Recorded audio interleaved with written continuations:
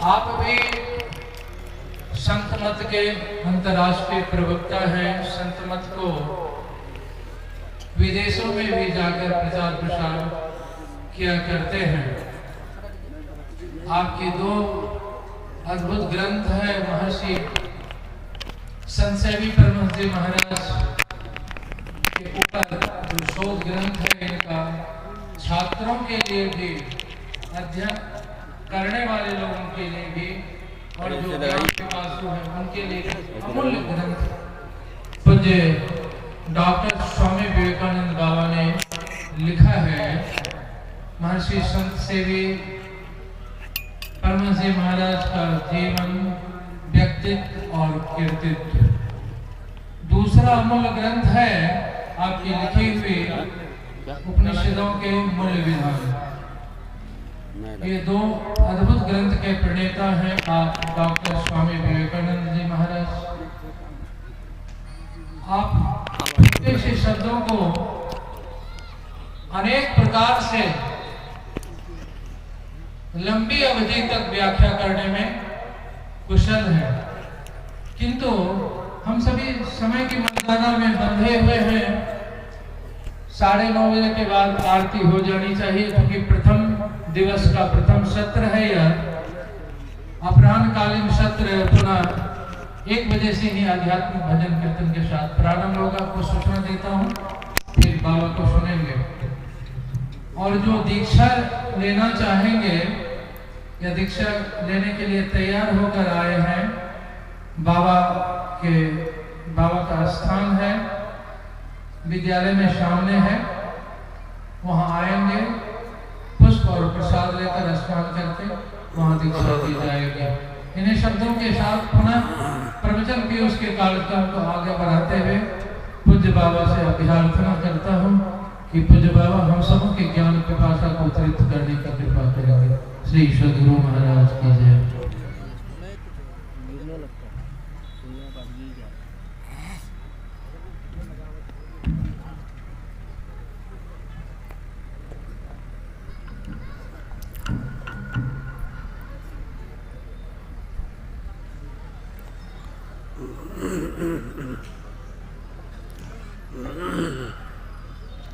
Time कितना हुआ?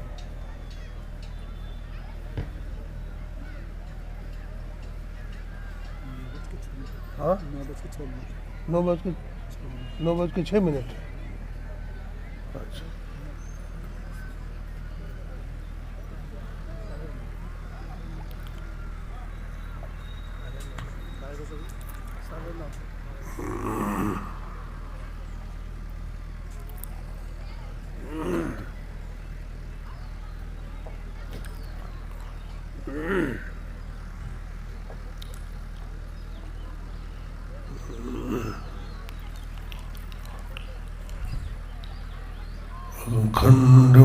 खंडमंडलाकारं व्याप्तमेन चराचरं तत्पदं दर्शितं येन तस्मै श्री गुरुवे नमः। ध्यानमूलं गुरुर्मूर्ति, पूजामूलं गुरुपदम्, मंत्रमूलं गुरुर्वाक्यम्, मोक्षमूलं गुरुकृपा, मोक्षमूलं गुरु कृपा। अपने मनवाणी को एकाग्र करने के लिए एक बार पूरी श्रद्धा और विश्वास के साथ गुरुदेव का जय घोष करें, ताकि हमारा बिखरा हुआ मन एकाग्र हो सके। बोलिए प्रेम से श्री सद्गुरु महाराज की। कोई भी हाथ न उठाएंगे, ये संतमत का सत्संग है। आप लोग श्रद्धा विश्वास के साथ केवल मुंह से बोलिए, हाथ संत मत में उठाने की मर्यादा नहीं। बोलिए प्रेम से श्री सद्गुरु महाराज की जय। आप लोगों को आदत लगी हुई है।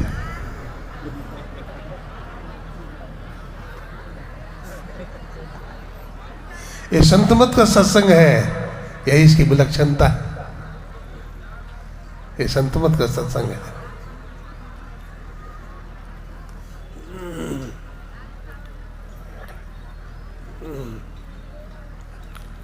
आवागमन के चक्र को मिटाने वाले, त्रैतापों को जलाने वाले तथा जीवात्मा को परमात्मा से मिलाने वाले, सृष्टि के कण कण में विराजमान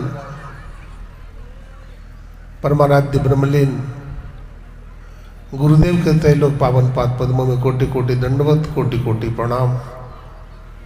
उनके मस्तिष्क स्वरूप ब्रह्मलीन पूज्यपाद महर्षि संत सभी परमहंस जी महाराज, उनके हृदय स्वरूप पूज्यपाद ब्रह्मलीन महर्षि शाही स्वामी जी महाराज तथा संतमत के वर्तमान आचार्य महर्षि हननंदन परमहंस जी महाराज,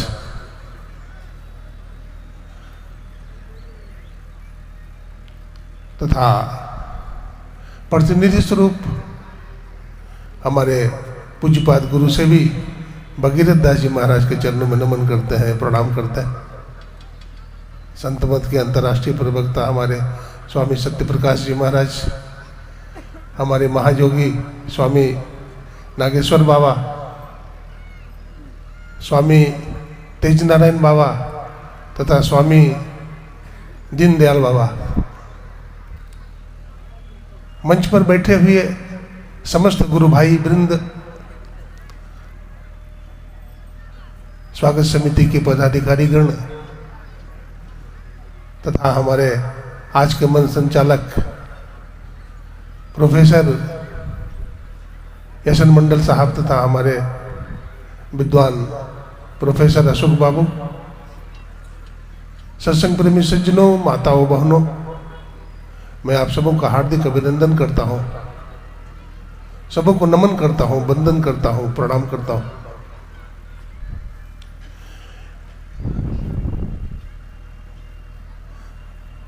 आपका ये पंडाल देख करके तो हमारा मन रोमांचित हो रहा है।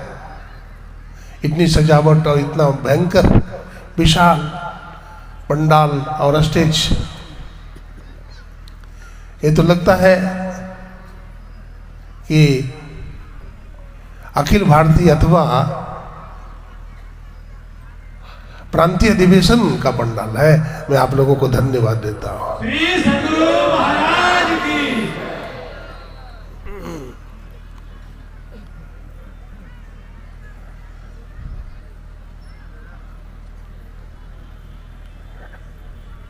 अगहन का महीना था, धनकटनी चल रही थी। एक किसान रस्सी बांट रहा था। रस्सी बांटना समझते हैं? मुंज से वो रस्सी बना रहा था। 3 घंटा तक रस्सी बनाता रहा। 3 घंटे के बाद सोचा कि बहुत हो गया, अब तो धान ढोने के लिए इतना बहुत है, पर्याप्त। तो पीछे मुड़ करके देखा तो देखा रस्सी ही नहीं है। तो बगल में लोग खड़े थे, बोला भाई 3 घंटा से मैं रस्सी बांट रहा था, रस्सियां कहाँ गई? बोला महाराज बकरी आई थी और सब रस्सी खा के चली गई। हम लोग सत्संग करते हैं, सुनते हैं, लेकिन हमारे पात्र में कुछ अटता नहीं है, हमारे दिमाग में कुछ अटता नहीं है। क्यों? हमारे अंदर वैराग्य नहीं है, हमारे अंदर ज्ञान नहीं है, हमारे अंदर भक्ति नहीं है। सुनते तो हैं केवल, लेकिन अमल नहीं कर पाते। जिस तरह से सज्जनों सिरनी का दूध सोने के पात्र में अटता है, मिट्टी के पात्र में शेरनी का दूध अट नहीं सकता। ये ब्रह्म ज्ञान, ये अध्यात्म विद्या, ये सदगुरु का ज्ञान। तभी तो हमारे गुरुदेव ने कहा संत मत की मूल भित्ति तो उपनिषद के वाक्यों को ही मानने पड़ता है। ये संत मत उपनिषद है। अभी सुन रहे थे हमारे स्वामी सतप्रकाश जी महाराज से सुन रहे थे। ये संत मत का ज्ञान वेदांत का ज्ञान है, एक खांटी वेदांत, ये शुद्ध विज्ञान, शुद्ध वेदांत है, प्योर वेदांत।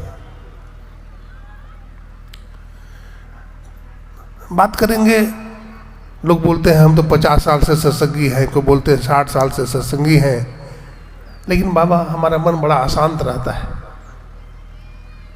हमारा कोई विकार नहीं छूटा, विषय वासना नहीं छूटी, धन का प्रलोभन नहीं छूटा,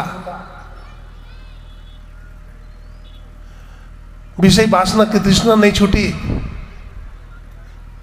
मैं अहंकारी हूं, मैं क्रोधी हूं, सब तरह के विकार हम में है।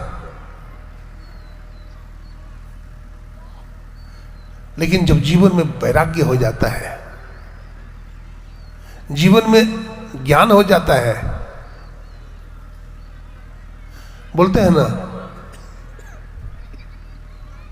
जब गर्म दूध पीने से जीवा जल जाती है तो लोग मट्ठा भी फूंक करके पीते हैं। आप जानते हैं, सुने होंगे, व्यासनंदन सुखदेव जी महाराज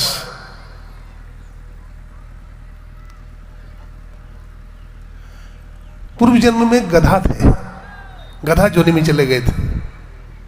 धोबी उन पर गरम गरम कपड़ा रख करके बहुत बोझ लाद करके उस पर बैठ जाता था। अब बोझ लादते लादते उसके पीठ में घाव हो गया था, घाव में पस हो गया था, पीप हो गया था, लेकिन फिर भी धोबी छोड़ता नहीं था, गरम गरम कपड़ा ही लादता था।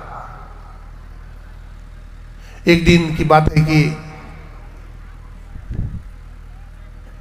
धोबी पर कपड़ा लाद करके वो जा रहा था, दलदल रास्ता था, गधा का पैर धंस गया कीचड़ में, उसको लाठी मारता था तो वो हिलता था तो और धंसता चला गया और पूरा धंस गया। बहुत लाठी से पीटा और धोबी दोबारा नहीं आया। उसी में जब पूरा धंस गया तो चील आकर के झपट्टा मारा घाव पर, उसका पचौनी खींच करके जो है भागा ऊपर। इतना खून निकला, इतनी वेदना हुई, इतना दर्द हुआ कि गधा वहीं तड़फड़ा करके मर गया।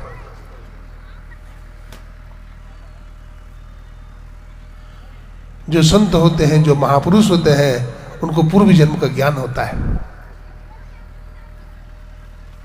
ऐसे ही संत की दृष्टि जब आप पर पड़ती है, भगवान बुद्ध ऐसे संत थे जिनकी दृष्टि अंगुली मार पर पड़ी तो अंगुली माल को साधु बना दिया था।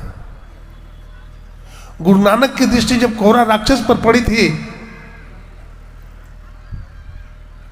तो कोहरा राक्षस की बुद्धि को बदल दिया था। हमारे गुरुदेव महर्षि मही परमहंस जी महाराज, एक कटिहार है ना, कटिहार के वेश्या को भी दीक्षा दिया था।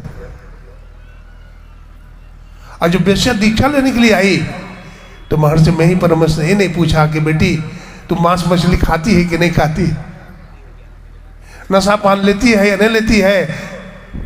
गुरुदेव ने उस वेश्या को दीक्षा दे करके परम भक्तिन बना दिया। जब संत मिल जाते हैं,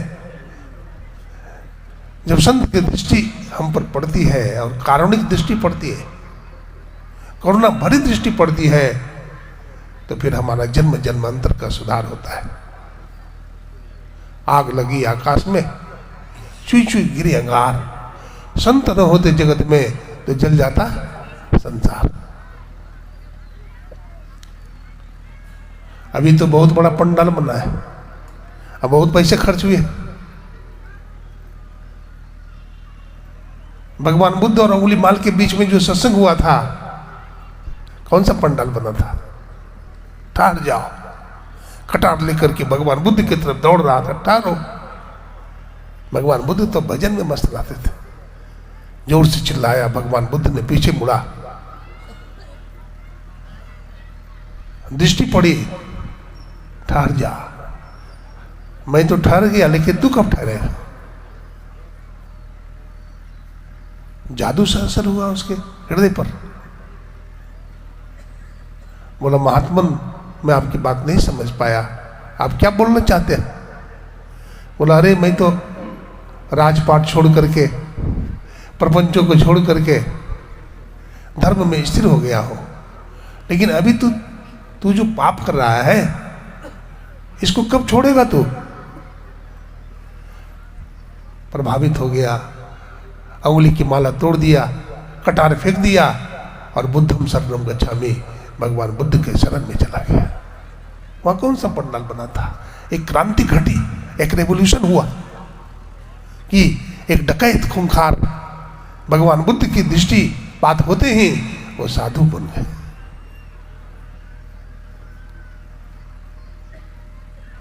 हमारे जीवन में आज तक कुछ नहीं मिला,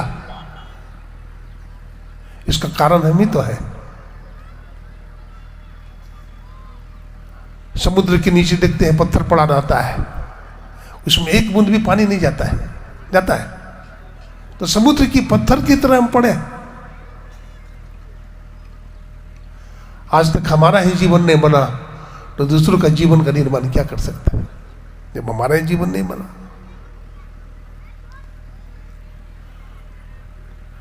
सत्संग की बड़ी महिमा है। मैं यूनाइटेड अरब अमीरात गया था एक बार। जेपी हेनरी ने सत्संग करवाया था। वो जजमान थे, मुख्य जजमान, बहुत पैसा वाले, बहुत धन वाले आदमी।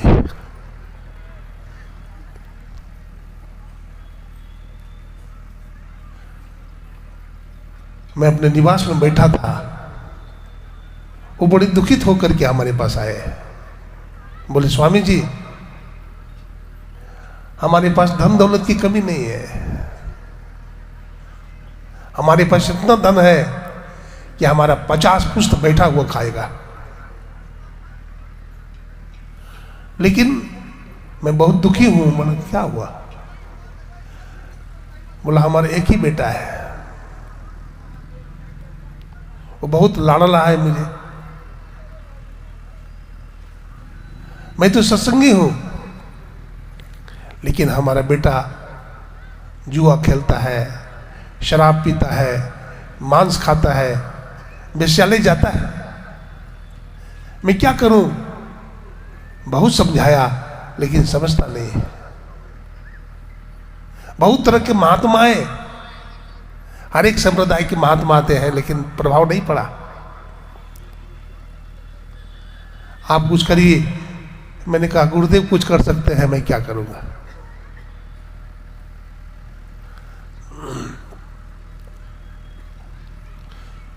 गुरु महाराज की तस्वीर लगाई गई। मैंने लगाओ गुरु महाराज की तस्वीर यहां लगाओ, अपना बेटा को बुलाइए। उसका बेटा आया।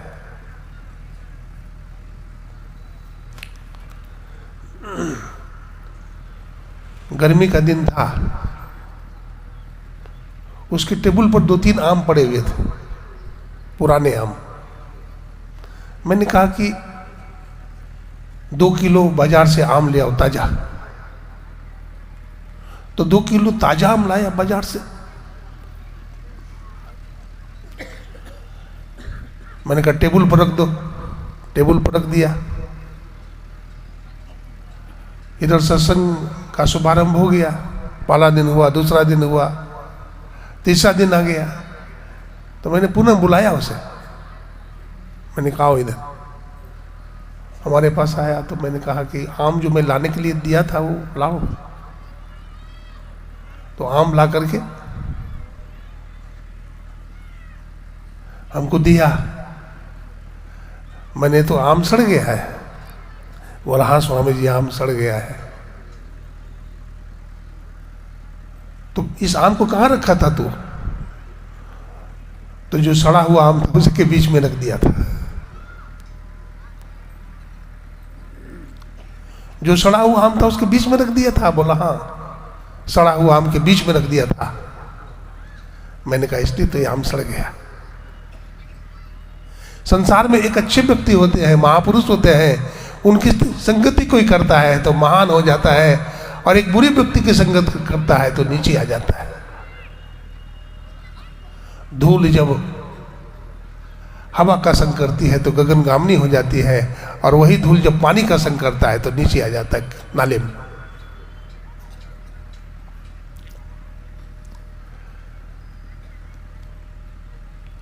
मैंने कहा कुछ समझ में आई तुम्हें? मैंने कहा तू मांस खाता है? बोला हाँ स्वामी जी हम मांस खाते हैं। जुआ खेलता है? बोला हाँ। सब कुकर्म हम करते हैं। हम दारू भी पीते हैं, वेश्यालय भी जाते हैं, सब बात बता दिया। मैंने कहा कुछ समझ में आई बात में? बोला हाँ स्वामी जी समझ में तो आई कि हमें बुरी संगति नहीं करनी चाहिए। अपने आप बोलता है मुझे बुरी संगति नहीं करनी चाहिए। वो लड़का में सुधार हो गया, मांस मछली खाना छोड़ दिया, शराब पीना छोड़ दिया, बुरी संगति करना छोड़ दिया। लेकिन एक दिन की बात है, कुछ लड़के आए और लड़के के साथ में वो वेश्यालय चला गया।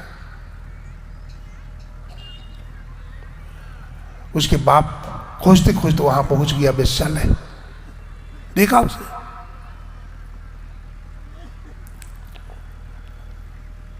जब बाप को देखा तो थोड़ा सा सहमा, लेकिन निर्लज की तरह बैठा रहा।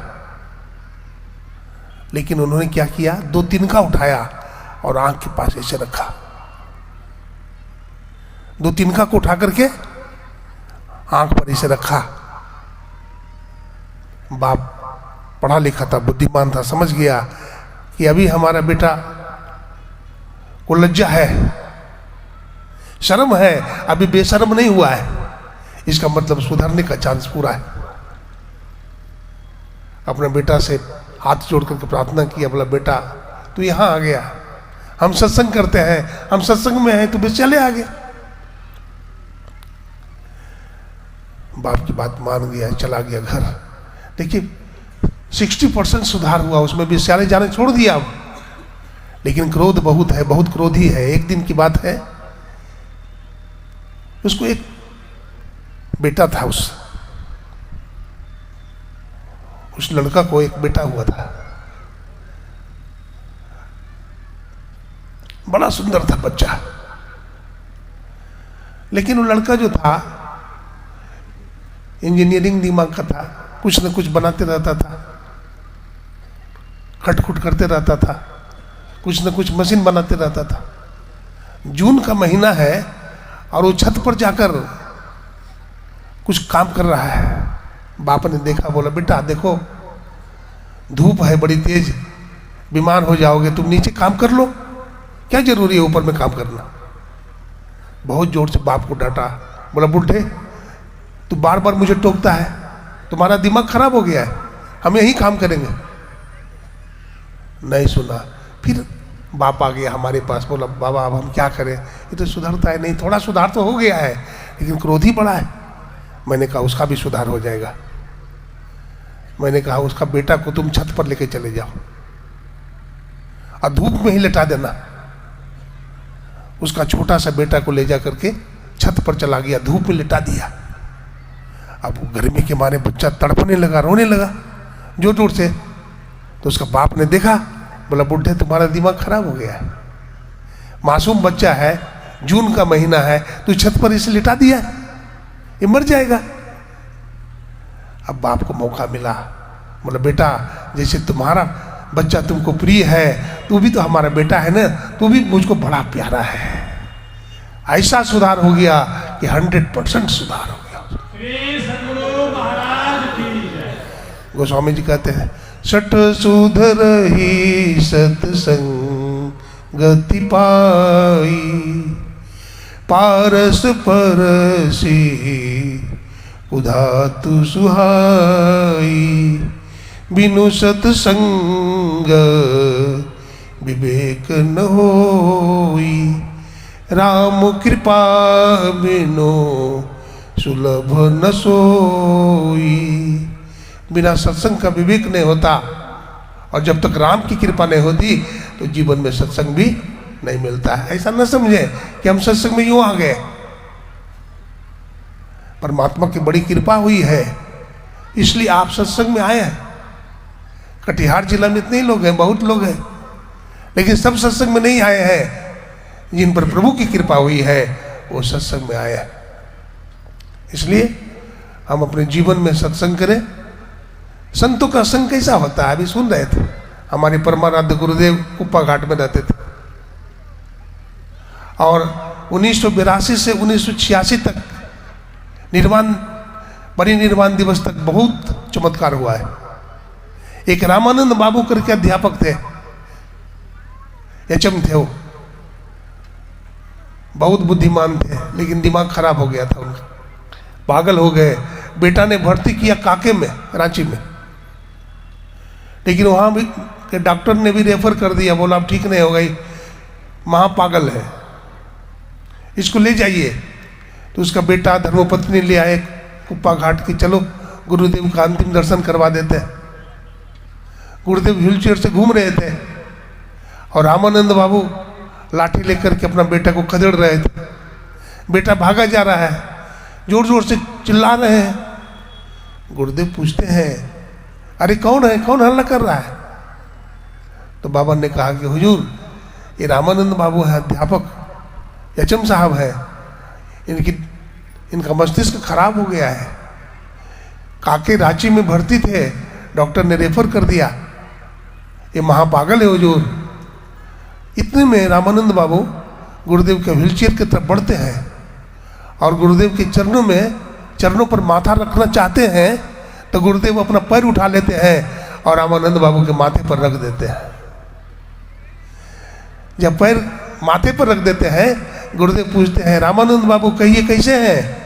तो रामानंद बाबू बोलते हैं, सब संतन की बड़ी बलिहारी, उनकी स्तुति कहीं विधि कीजिए, मोरी मति अति नीच नाड़ी। रामानंद बाबू का पागलपना ऐसा ठीक हुआ कि दोबारा पागल नहीं हुए। तो हम संतों का संग करें, है ना। स्वामी विवेकानंद जी महाराज ने कहा कि अपने लक्ष्य का पता पहले होना चाहिए।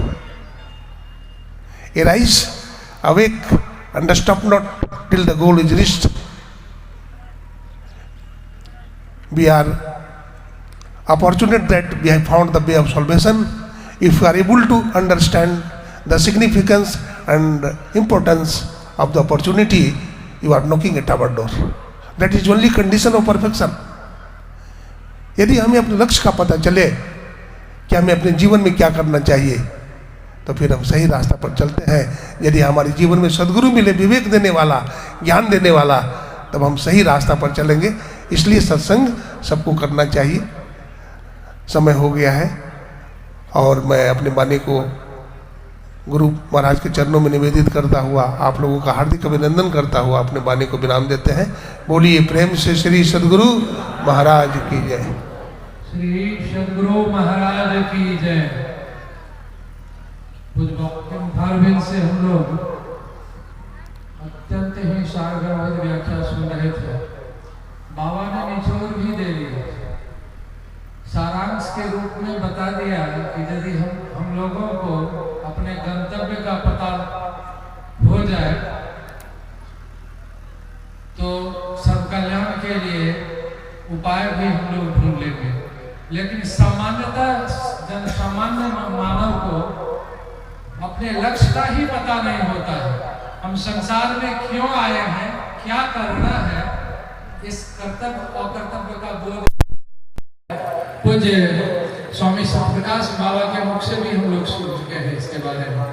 इसलिए दे धरे कर यही फल भाई, भरे ही राम तज काम बिहाई। यदि मानव शरीर को धारण किए हैं तो सर्वप्रथम ईश्वर की भक्ति करके अपना कल्याण कर ले, अन्यथा फिर तो 84 लाख